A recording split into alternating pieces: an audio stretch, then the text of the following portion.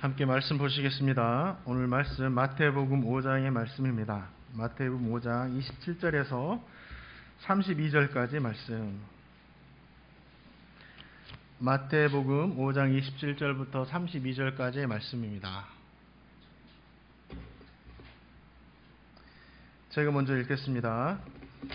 또 간음하지 말라 하였다는 것을 너희가 들었으나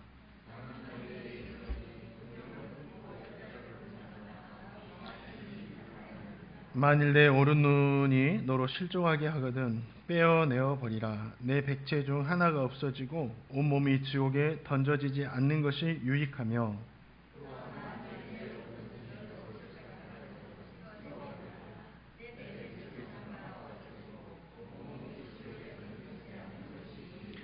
또 일러스되 누구든지 아내를 버리려거든 이혼 증서를 줄 것이라 하였으나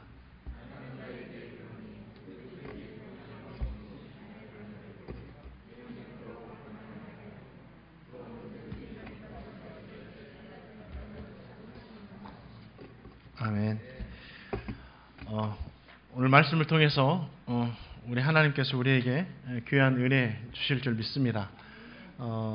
우리를 사랑하시는 하나님의 말씀이고 또 저와 성도님이 하나님의 백성으로 거룩하게 살기를 소망하시는 그 하나님의 말씀입니다. 우리 말씀을 듣기 전에 먼저 우리 성도님들과 잠깐 인사하겠습니다. 하나님께서 당신을 사랑하십니다. 시작. 하나님께서 당신을 사랑하십니다. 하나님께서 당신이 잘 되기를 원하십니다. 시작.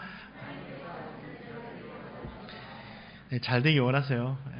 하나님께서 저도 잘 되기 원하시고 우리 성도님들 잘 되기 원하시고 예배하는 우리 성도님 모두에게 잘 되게 하시는 주님의 은혜가 정말 가정에 또 일하는 일터에 있기를 축복합니다. 여러 국가들에서 개인의 사생활 그리고 성적인 자기 결정권에 대해서 국가가 간섭을 최소화해야 된다. 그런 취지하에 이 간통법을 계속해서 폐지를 하고 있습니다. 우리나라에서도 국가가 법률로서 이러한 간통을 처벌하는 것은 국민의 기본권을 침해하는 것이다 라고 헌법재판소가 결정을 했습니다. 그래가지고 그 결정에 따라서 2015년 2월에 우리나라에서도 62년간이나 지속되어 온 이 간통죄가 폐지가 되어버렸습니다. 또 성도님들 많이 들어보셨을 텐데 졸혼이라는 말이 있죠. 졸혼. 그러니까 결혼을 졸업한다는 의미인데 이게 어떤 뜻이냐면 부부가 이혼을 하지 않는 겁니다. 이혼을 하지 않으면서 각자의 자신의 삶을 이제 남은 여생 동안 즐기며 살아가자라는 이런 생활 방식으로 권유를 하는 거죠. 이 전혼이라는 말이 언제 시작됐냐면 2004년에 일본의 작가가 있는데 스기야마 유미코라는 그 작가가 이 결혼을 권함이라는 책을 씁니다. 결혼을 권한대요. 결혼을 권함이라는 이 책을 써가지고 알려졌죠. 그래서 이게 영향이 돼가지고 또 일본에서도 또 우리 주변에서도 이 결혼을 했다는 부분들의 또 이야기도 듣게 됩니다. 세계에서 가장 타락한 도시가 세 곳이 있는데 그 중에 하나가 대한민국의 서울이랍니다. 대한민국의 서울이고 또 하나는 빠지지 않죠. 일본의 도쿄입니다. 그리고 한 군데는 어디냐면 미국의 라스베이거스라고 합니다. 간통죄가 이렇게 폐지가 되었고 결혼이 하나의 생활 방식으로 우리에게 권유가 되고 있는 이 시대 그리고 가장 타락한 도시 중에 하나를 가지고 있는 나라에서 저 성도님 지금 살고 있습니다. 그러니까 얼마나 세상이 우리를 그냥 건강하게 살지 못하도록 그냥 내버려 두지 않는다라는 거죠. 잠시 잠깐이라도 우리가 정신줄 놓고 믿음을 놓고 세상을 바라보면 우리도 이러한 삶에 대해서 자유롭지 못하다는 거예요. 그런데 이러한 비슷한 일들이 지금 이 시대에만 있었느냐? 그렇지 않아요.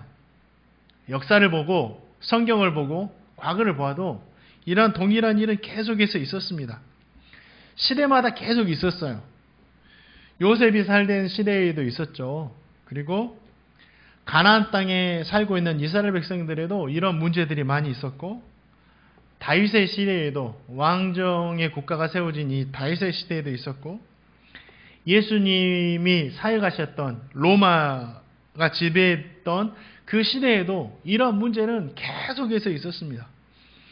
로마서 1장을 보면 사도 바울이 그 당시 이스라엘 백성들이 살고 있는 시대가 얼마나 이러한 일들로 몸살을 앓고 있었는지를 잘 보여주고 있습니다. 자, 로마서 1장 26절과 27절 말씀인데요. 이 시대가 그만큼 참 살기가 어려웠고 계속해서 반복된 이러한 죄악 속에 살고 있었다는 것을 알 수 있죠. 26절, 27절 말씀 한번 같이 읽어보겠습니다. 시작.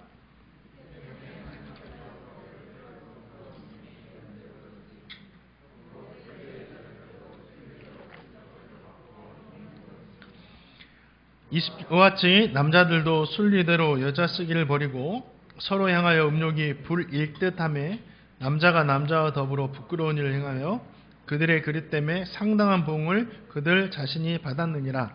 예. 주님은 이러한 그 패역하고 음란한 시대를 살아가는 이스라엘 백성들에게 오늘 말씀을 주세요. 근데 오늘 말씀을 주심으로 이러한 한 가지 죄를 지으면 안 된다라고 단순히 말씀하시는 것이 아닙니다.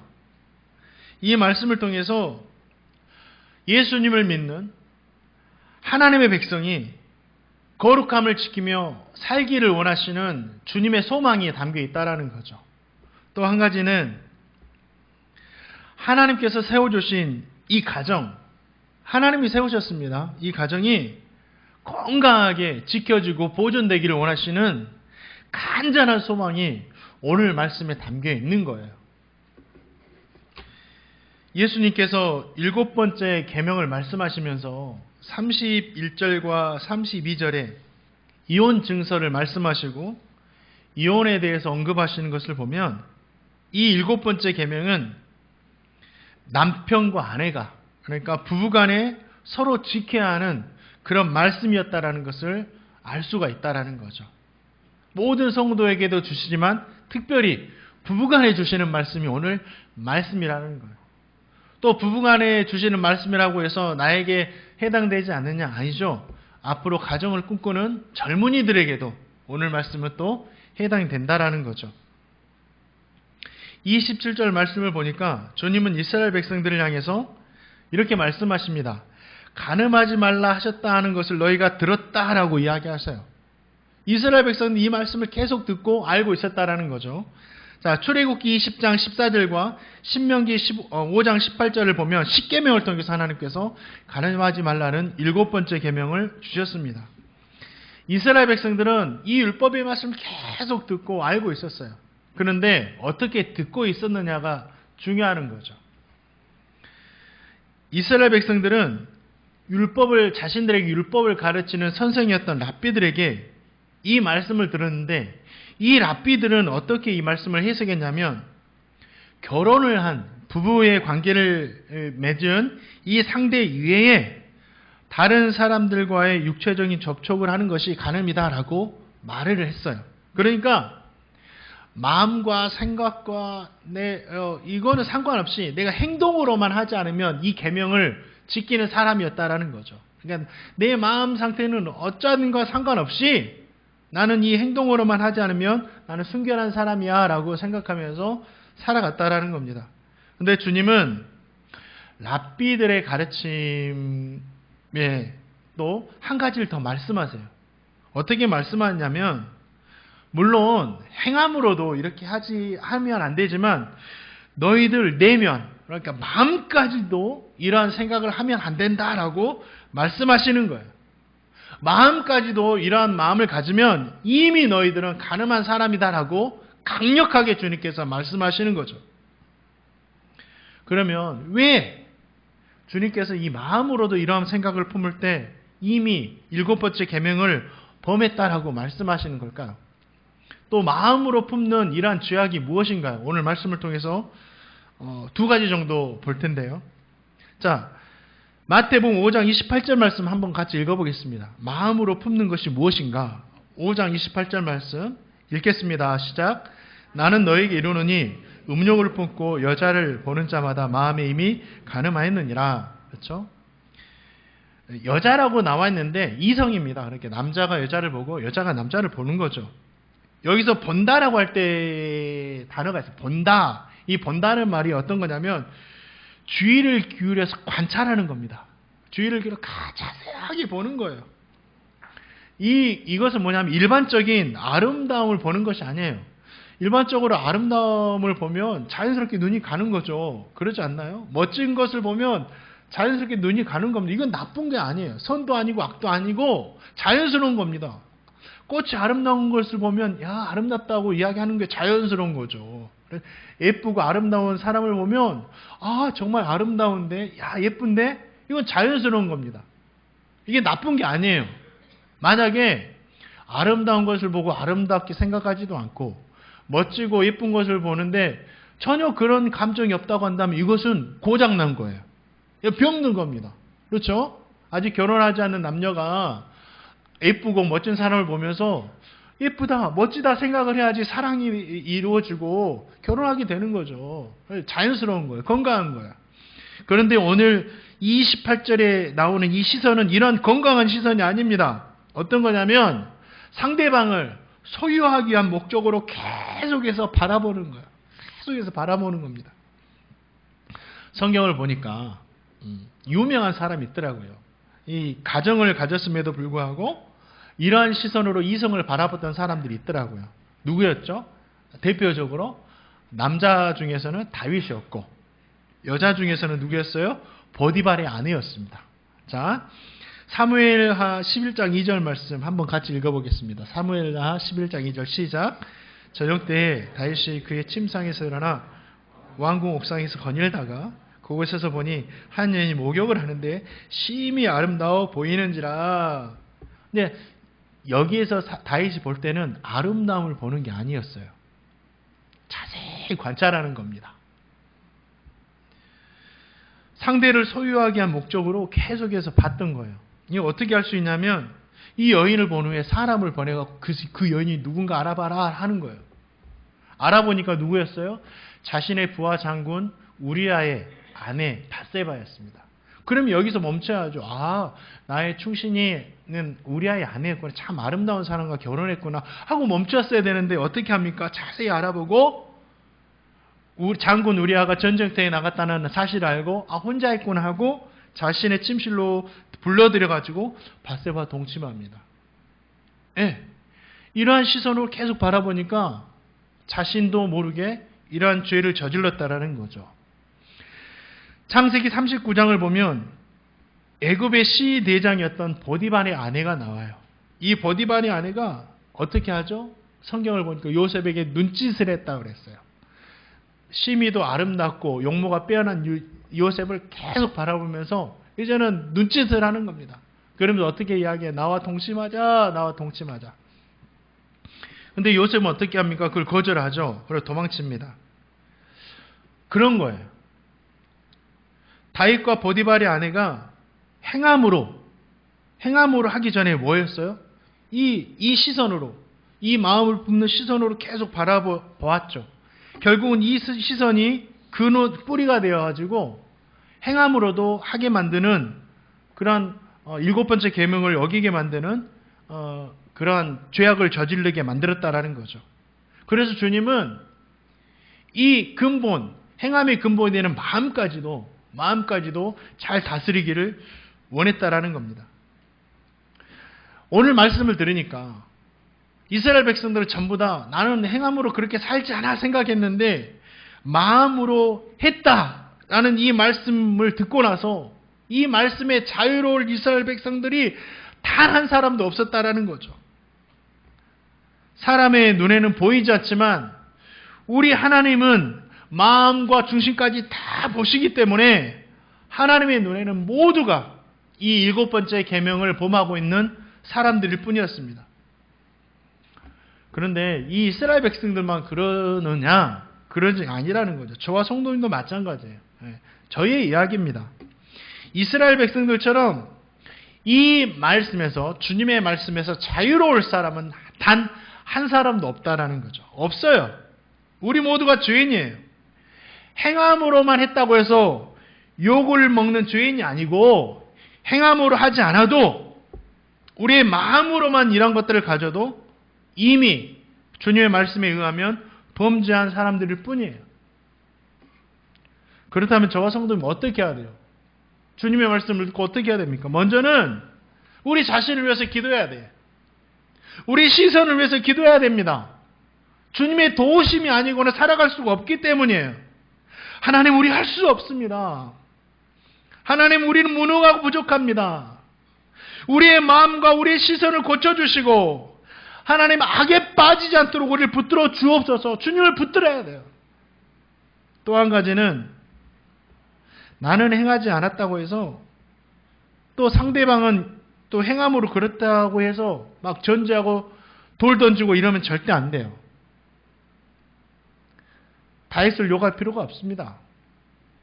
우리의 아내를, 보디발의 아내를 욕할 필요가 없어요. 마음까지 보시는 주님 앞에 우리 모두는 다 똑같은 사람들이에요. 저와 성도님이 할 수 있는 것은 상대방을 향한 정죄가 아닙니다. 그렇게 그런 죄를 지었어. 아니에요. 정죄가 아닙니다. 이러한 죄악의 뿌리들이 자라나서 열매 맺지 않도록 내 자신을 잘 살피고 갖고 가는 거예요. 바라기는 저와 성도님 모두에게 이러한 시선과 마음들이 이 중심 가운데 사라지고 주님께서 원치 않는 그런 열매가 맺지 않기를 다시 한번 주님의 이름으로 축원드립니다. 주님은 저와 성도님이 하나님의 백성으로 건강하게 살기를 원하셔서 이 말씀을 주시는 거예요. 뭐 한 가지 죄악을 쫙 지적해서 이렇게 하지 마, 이런 게 아닙니다. 우리를 보존하시고 사랑하셔서 정말 너희를 이렇게 살아야 된다라고 말씀하시는 거죠. 또 왜 이 마음으로 하는 간음이 무엇이냐면, 아내를 버리기 위해 이혼 증서를 주는 것이 마음으로 하는 간음이었어요. 이 아내를 버리기 위해서 이혼 증서를 주는 목적이 뭔지 아세요? 간음하기 위해서 남자들이 이 방법을 많이 사용했습니다. 이스라엘 백성들 당시에.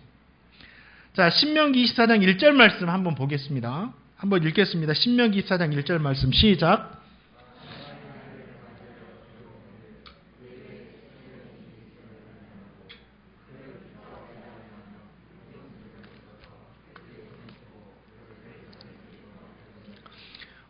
이스라엘 백성들은 모세의 율법에 따라 수치되는 일이 있음을 발견하면, 또 그 일이 용서할 수 없는 일이었을 때는 이혼 증서를 주고 혼인을 파기하고 여자를 자신의 집으로 돌려보냈습니다.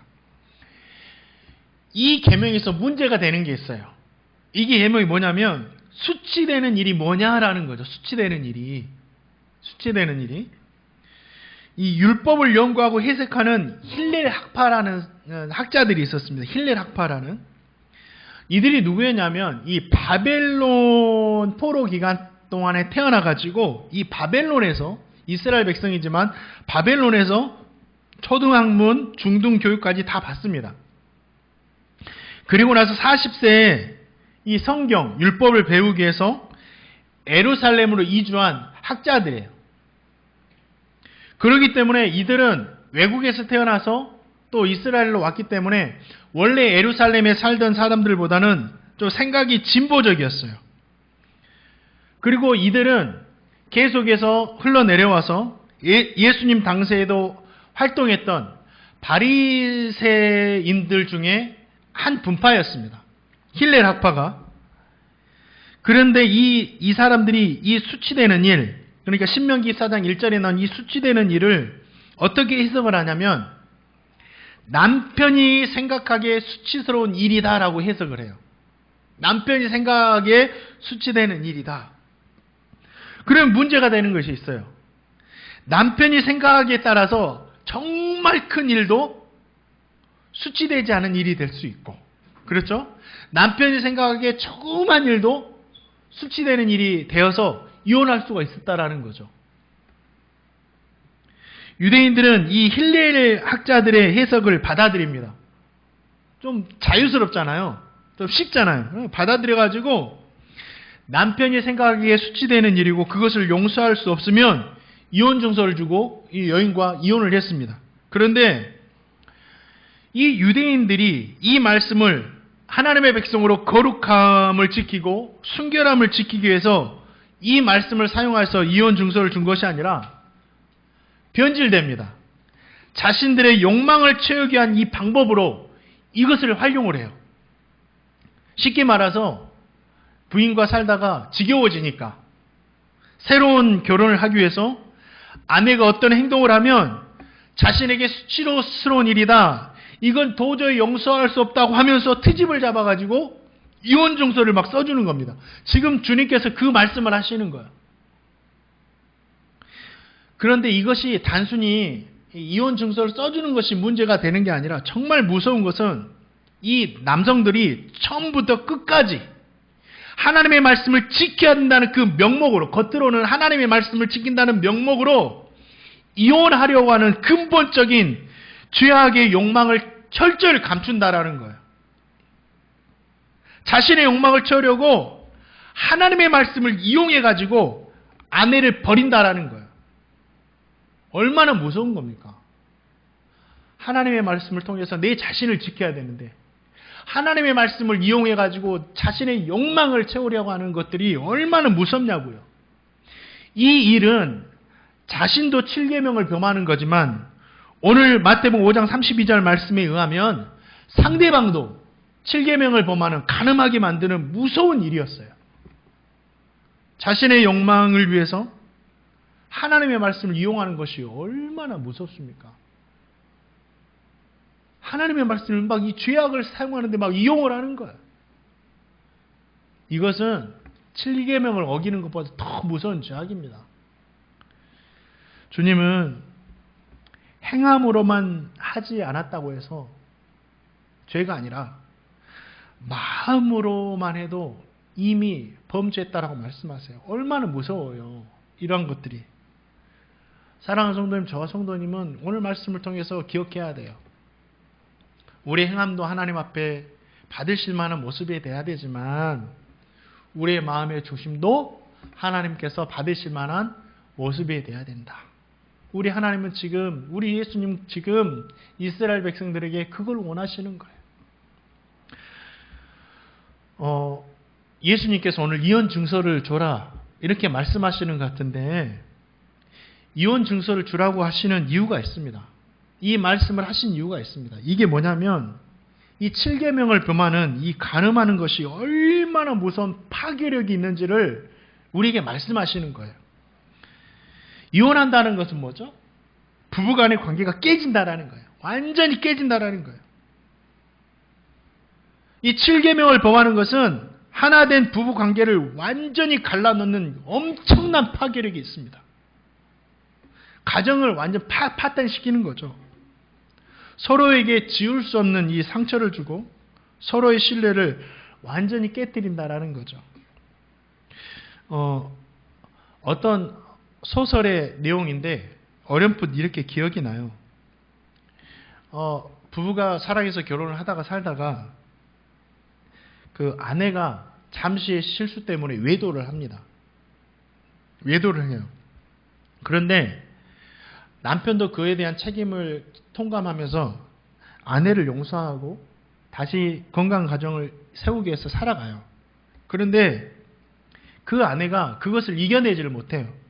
뭐냐면 남편을 볼 때마다 자신의 과거가 생각나서 괴로워합니다.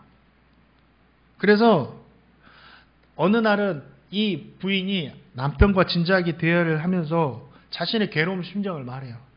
당신은 그 일을 정말 잊었냐고. 잊어지냐고. 정말 나는 당신을 볼 때마다 나의 잘못이 잊어지지가 않는다고. 너무 괴롭다고.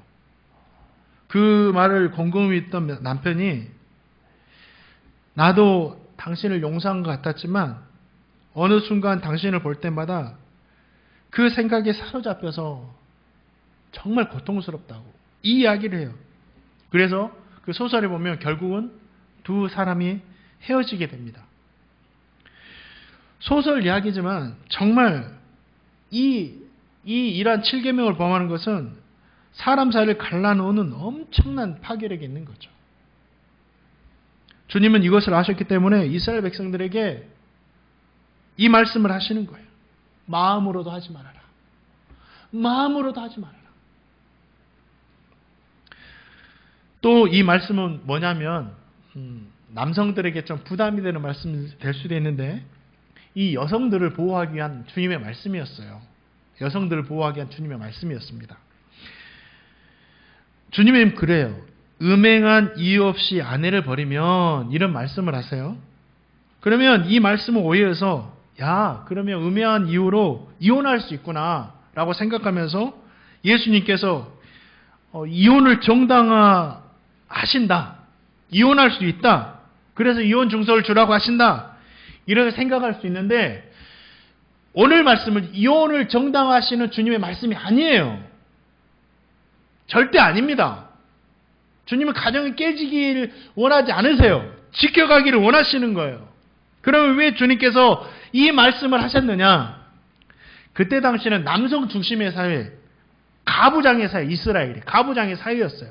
그러니까 인구 조사를 해도 여자는 숫자에도 들어가지 못하는 그러한 사회였어요. 완전히 철저하게 남성 중심의 사회였죠. 그런 시대 가운데 고통받고 있던 이 여성들을 보호하기 위한 주님의 말씀이었어요. 힐렐 학자들은 수치되는 일을 넓은 의미로 해석했지만 주님은 단 하나로만 해석하십니다. 뭐예요? 음행하는 것. 분명하게 한 개로 못 박으세요.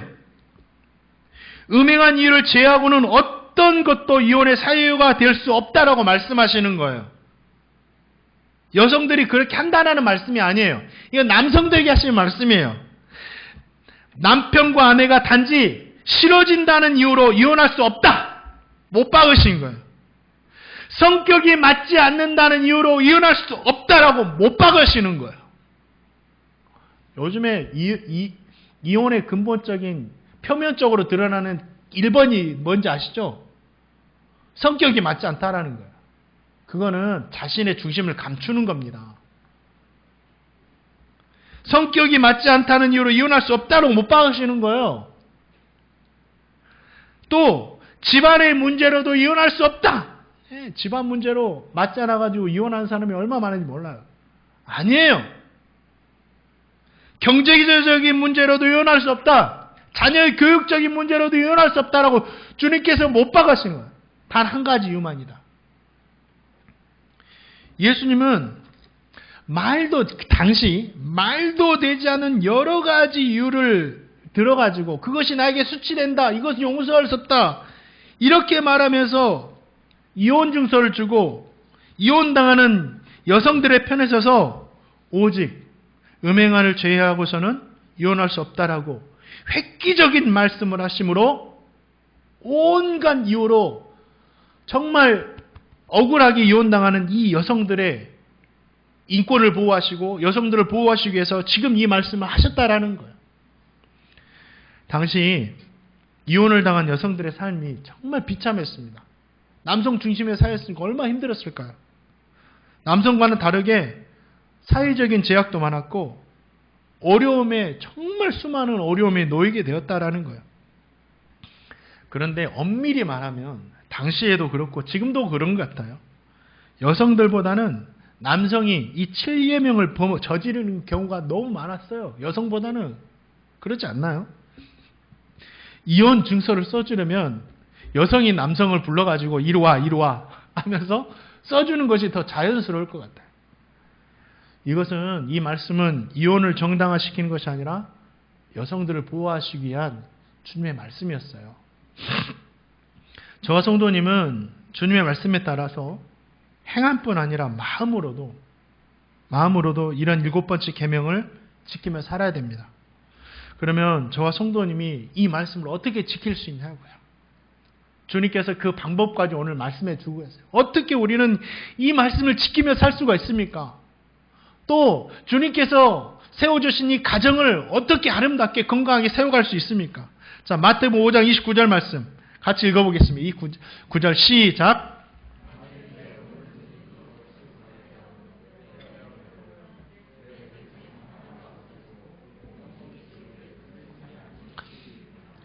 온몸이 지옥에 던지지 않는 것이 유익하며 뭐예요? 간음하는 자는 지옥에 던져진다고 했죠. 하나님의 심판이 있다라는 거예요. 하나님의 심판이 있다라는 겁니다. 우리는 성경을 통해서 이러한 사람들에 대한 하나님의 심판이 얼마나 준엄한지를 알 수 있어요. 하나님 너무 싫어하세요. 노아 시대 사람들이 하나님으로부터 물심판을 받아요. 깨끗이 청소하십니다. 근데 왜 하나님께서 물심판으로 세상을 정화시키죠? 사람들의 죄악이 세상에 가득했기 때문이죠. 그 죄악이 뭡니까? 사람의 딸들의 아름다움을 보고 자기들이 좋아하는 모든 여자를 아내로 삼았다라고 합니다. 이 말은 그 시대가 음란함으로 가득했다라는 거예요. 하나님 보실 때 음란함으로 가득했다라는 거예요. 그래서 이 시대를, 온 인류를 우리 하나님께서 준엄하게 물로 심판을 해버리십니다. 얼마나 그 심판이 무서웠던지 하나님께서 그걸 보시고 마음 아파하셨어요. 그러면서 약속을 하십니다. 내가 다시는 물로는 심판하지 않겠다라고 약속하죠. 그 정도로 하나님께서 싫어하시는 거죠. 또 솜돔과 고모라가 망한 이유도 마찬가지였어요. 천사가 아브라함의 기도를 듣고 롯을 이렇게 구원하기 위해서 천사가 소돔성에 방문하죠. 그런데 이 사람들이 얼마나 악했던지 천사도 알아보지를 못하고 천사를 그냥 사람으로 보고 롯의 집에 막 쳐들어가지고 그 남자를 내놔라 우리가 상관하겠다고 하면서 천사를 요구하는 거예요. 얼마나 악합니까? 결국 그들은 뭡니까? 비같이 내린 유황과 불심판을 받아가지고 다 멸망을 받습니다. 하나님께서 이 7번째 계명을 어기는 걸 얼마나 싫어하시는지 노아에게 이런 말씀하세요. 나의 영이 영원히 사람과 함께하지 않겠다. 하나님이 함께하지 않는데요. 이러한 범죄에는 하나님이 함께하지 않는데요. 다윗도 그래서 뭐라고 기도합니까? 시편 51편 보니까 밧세바를 범하고 나서 주의 성령만은 내게 거두지 말라고. 주 앞에서 나를 쫓아내지만 말라고. 얼마나 괴로우면 내가 주님께서 나를 치시고 때리시고 다른 다 징계를 다 해도 내가 달리게 받겠는데 주님만은 나에게 나와 함께 해달라고 이 기도를 하는 거예요. 정말 하나님이 함께하지 않음이 하나님의 백성에게는 가장 무서운 심판이라는 거죠. 하나님이 함께할 수 없으세요. 우리는 이걸 기억하셔야 돼요. 또 한 가지, 오늘 이 9절 말씀은 저와 성도님이 죄에 대해서는 단호한 태도를 가져야 된다는 거예요. 죄에 대한 단호한 태도를 갖자. 주님은 내 오른 눈이 너를 실족하게 하면 빼버리라. 7번째 계명만 말씀하시는 게 아니에요. 내 오른손이 실족하게 하면 다 찍어버리라고 그랬습니다. 이 실족하다는 게 뭐죠? 넘어지게 한다, 죄를 짓게 만든다, 믿음 생활을 방해한다, 이런 뜻이에요. 한마디로 완전히 사람을 망친다라는 거예요. 7번째 계명이 진짜 사람을 망쳐버립니다. 그러니까 다윗이 이 밧세바를 취하고 나서 원치 않게 밧세바가 아이를 가져요. 근데 그 아이도 죽습니다. 하나님 허락하지 않으세요. 그런데 다윗이 이것을 숨기기 위해서 어떻게 합니까? 부하장군 우리아를 전쟁터에 내몰아가 죽여버려요. 그러면서 다윗은 회개하지 않아요. 나의 죄악이 숨겨졌다 하며 평안하게 살아갑니다. 완전 영적으로 어두워지죠. 뭐예요? 이 죄악이 한 가정을 완전히 파탄내버리고 죄 없는 한 생명을 앗아가고 자기 자신까지도 망쳐버리는 이 완전히 망하게 하는 이러한 일이 되었다라는 거죠. 그래서 주님은 이러한 죄에 대해서 완전히 단호한 태도를 가지라고 말씀하시는 겁니다. 찍어라, 빼내라 이런 말씀하시는데 정말 우리의 눈을 빼고 손을 잘라내라는 게 아닙니다. 우리 손을 잘라내고 눈을 빼도 저와 성도님은 죄악에 대해서 자유할 수 없어요. 왜냐하면 우리의 죄악은 이 마음 중심에서부터 시작되기 때문이에요. 그러지 않나요? 그 도박에 중독된 사람이 다시는 하지 않겠어 하면서 손을 잘라요. 손을 자르는데 발가락을 하더라고요. 죄악이 우리의 중심에 있기 때문에 손을 자르고 눈을 빼도 안 되는 거예요. 우리 주님은 이 말씀을 통해서 죄에 대해서 단호한 태도를 가져야 된다. 이렇게 말씀하시는 거예요. 그러면 죄에 대해서 단호한 태도를 갖는다는 게 뭘까요? 특별히 7번째 계명에 대해서 우리는 단호한 태도를 어떻게 가질 수 있을까요? 다른 거 없어요. 요셉을 보면 알 수 있어요. 이 죄에 대해서만큼은 요셉을 보면 됩니다. 요셉이 어떻게 하죠? 보디발의 아내가 계속 바라보면서 동심하지 않으니까 듣지 않아요. 하나님의 시선을 의식하고 듣지 않았습니다. 그리고 거절해요. 그리고 나서 어떻게 하냐? 도망칩니다. 그 자리에서 도망쳐요. 이거예요. 도망치는 겁니다. 그 자리에는 우리가 있지 않는 겁니다. 이게 가장 단호한 태도예요. 그 자리에 아예 빌미를 제공하는 자리에는 있지도 않는 거고 도망치는 거예요. 그러면 되는 거예요.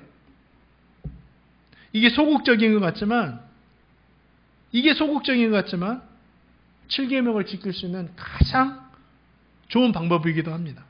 사랑하는 성도님들, 이러한 일들이 우리의 삶을 망하게 한다라는 사실을 기억하시고 요셉과 같이 지혜로워서 거절하시고 도망칠 수 있는 저와 성도님 되시기를 주님으로 축복합니다.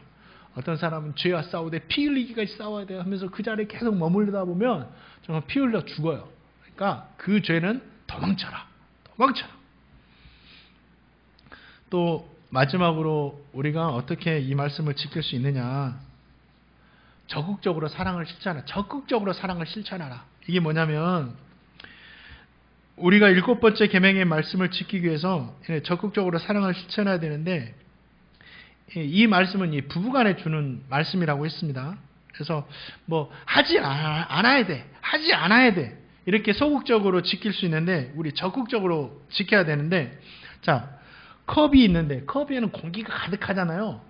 컵에 공기를 쉽게 빼는 방법은 뭐예요? 물을 가득 채우면 됩니다. 물을 가득 채우면 돼요. 그러니까 우리 안에 하나님이 원하시는 사랑으로 가득 채우면 이길 수 있는 거예요. 부부간에 마찬가지입니다. 부부간에 적극적으로 사랑해야 돼요. 적극적으로 사랑해야 됩니다.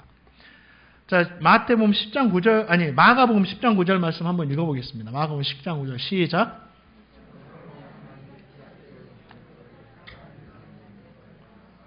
예, 우리는 이 말씀을 정말 잘 지키기 위해서 7계명을 잘 지키기 위해서 부부간에 내가 선택한 것이 아니라 하나님께서 짝지어 주셨다라는 것을 우리는 잊지 않아야 돼요.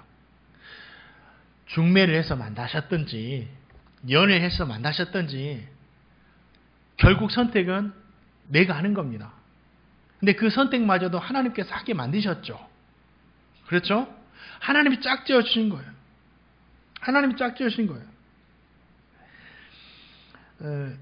나에게 가장 맞는 사람이 내 남편이고 부인이어서 하나님이 짝지어 주신 겁니다.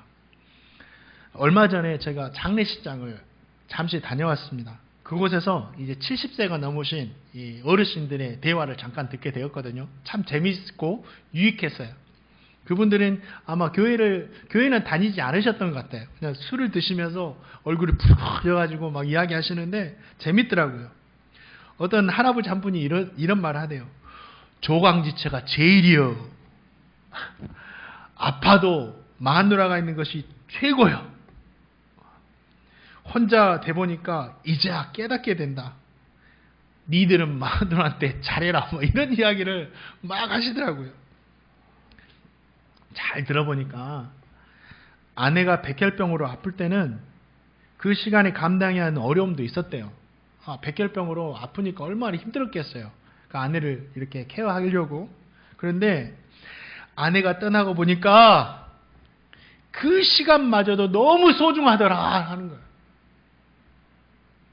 몰라요.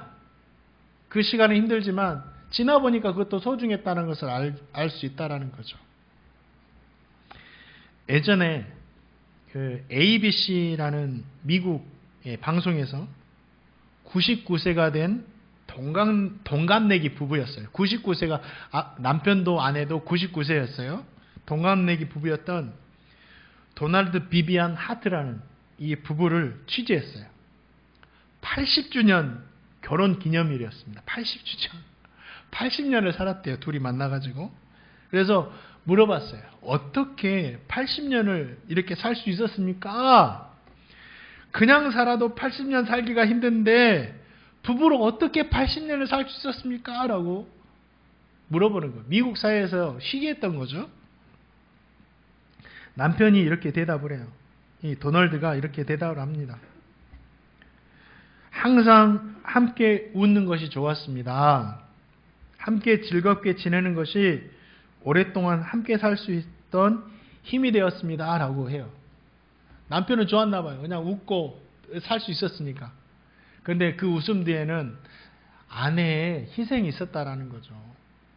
남편은 그냥 웃고 좋다 살았는데 철없이 살았는데 이제 이 아내 비비안이 어떻게 이야기하냐면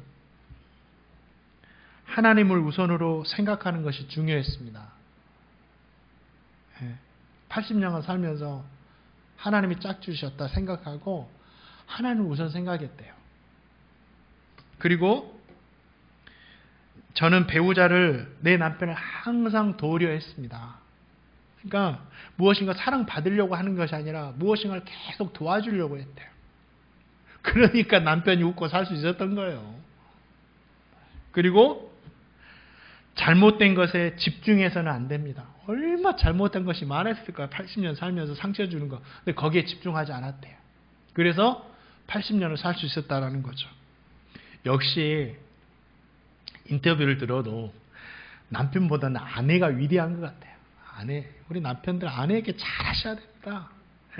남편이 웃고 살 수 있는 것, 이런 아내의 희생이 있었다라는 거예요. 업고 살아야 돼요. 오늘 집에 돌아가셔가지고 아내를 다 업어주세요. 업어주세요. 허리 아파도 업어주세요. 아내 업고 허리 아픈 거는 괜찮습니다. 저와 성도님도 부부간의 관계에서 우리를 하나 되게 하신 이 하나님을 우선으로 생각해야 돼요. 그러면 하나님을 우선으로 생각하자. 그리고 서로 배우자는 연약함을 서로 돕고 살아가는 거예요. 얼마 서로 도우려고 하는 거죠. 식탁에서도 내 건 내가 먹는 모습도 좋지만 서로 먹여주는 게 더 아름답잖아요. 그렇죠? 그리고 잘못한 것은 그냥 빨리 잊어버리세요. 잘못한 것 가슴에 담아둬가지고 병 걸립니다. 잘못한 건 다 빨리 잊어버리시고 잘한 것들은 다 기억해주면서 살아가신대요. 저 성도님이 그래 하나님이 짝지어 주셨구나. 이걸 잊지 않고 정말 이걸 잊지 않고 하나님 먼저 생각하며 살아가는 저와 성도님 될 수 있기를 주님의 이름으로 축원드립니다. 이게 살아가는 거예요. 이게 가정을 지키는 거고. 또 한 가지 적극적으로 부부간에 사랑해야 되는데 한 가지 더 고민하는 것은 사랑도 노력이에요. 노력하지 않으면 안 됩니다. 그렇죠? 사랑을 유지하기 위해서 노력해야 됩니다. 이벤트도 하고 고백도 하고 노력해야 됩니다. 시간이 갈수록 해야 됩니다. 부부끼리 적극적으로 사나요. 적극적으로 좀.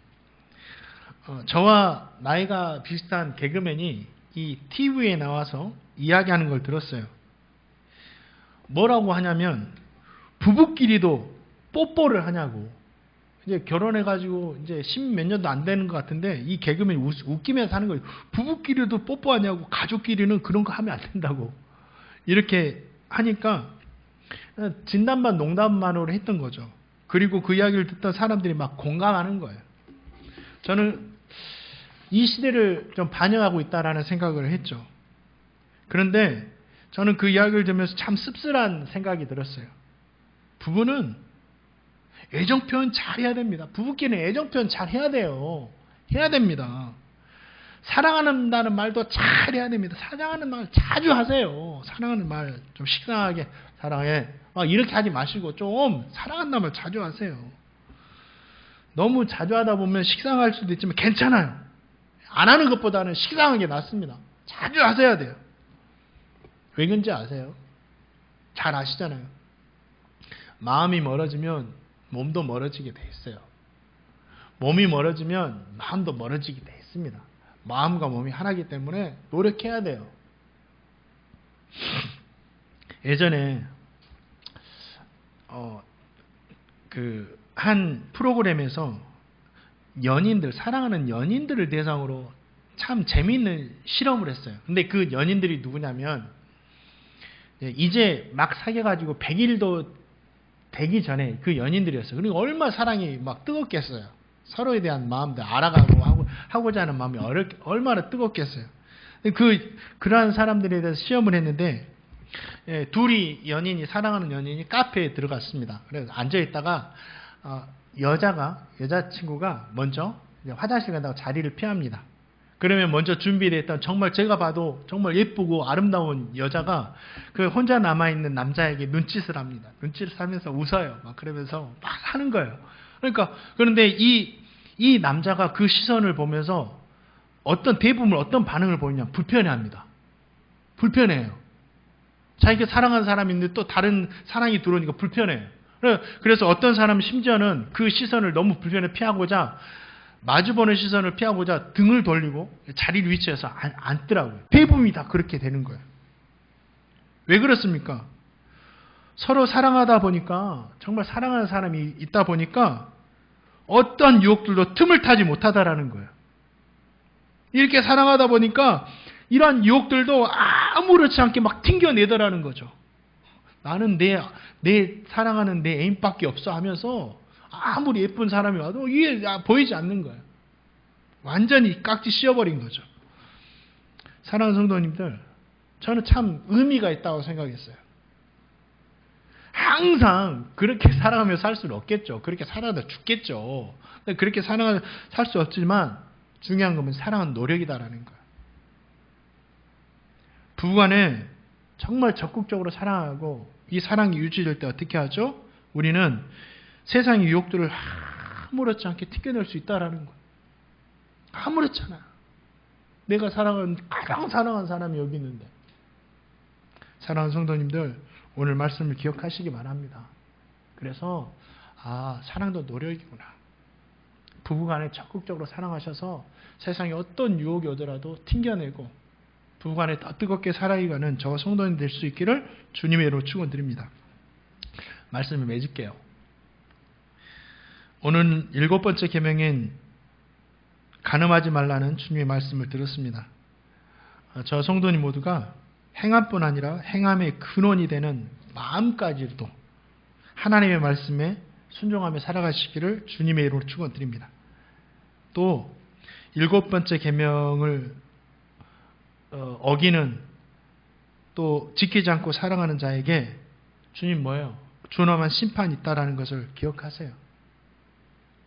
또 한 가지는 이것은 우리의 삶을 무너뜨리고 신뢰를 무너뜨리고 부부관계까지 파괴시킨다라는 사실을 우린 잊지 않아야 돼요. 특히 부부는 하나님께서 짝지어 주셨다. 중매쟁이가 짝지어 준 게 아닙니다. 하나님께서 마음의 중심까지 아시는 하나님께서 가장 알맞은 사람 짝지어 주신 거예요. 네. 그러니까 정말 그걸 기억하세요. 하나님께서 짝지어 주셨는데 얼마나 딱 맞아 떨어지겠어요. 맞아 떨어지는 겁니다. 그래서 저 성도님 모두가 남편은 아내는 남편을 마음과 행함으로 사랑하며 살아가시기를 주님의 이름으로 축원드립니다.